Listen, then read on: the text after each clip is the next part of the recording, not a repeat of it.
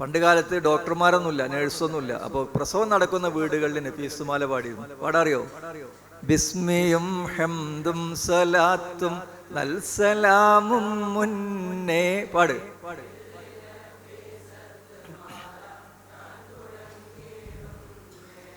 മുഷ്ഫിഉം മുഫല്ലലും മുഖദ്ദമുൻ നൂറുല്ലാഹ് മുസ്ലിം മുഹൈമിനും മുബല്ലിഗുൻ സഅദുല്ലാഹ്.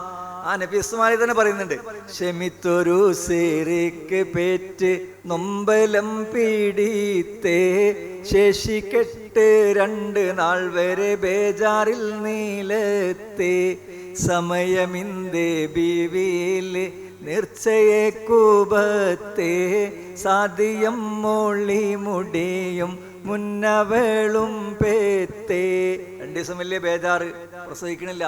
അങ്ങനെ എന്ത് ചെയ്തു? നഫീസുമാല പാടാൻ നേർച്ചയാക്കി. സാദ്യം മൊളി മുടിയും മുൻ അവളും പെത്തേന്ന് പറഞ്ഞാൽ ആ പാട്ട് പാടി തീരുമ്പോൾ എന്ത് ചെയ്തു? അവിടെ പ്രസവം നടന്നു എന്നാ കണ്ടോ. അപ്പൊ അതൊരു വിശ്വാസത്തിന്റെ ഭാഗം. ഇന്നതിന് പേരുണ്ട്, അന്ന് പേരില്ല. ഇന്നെന്താ പേര് അറിയാന്? Music therapy.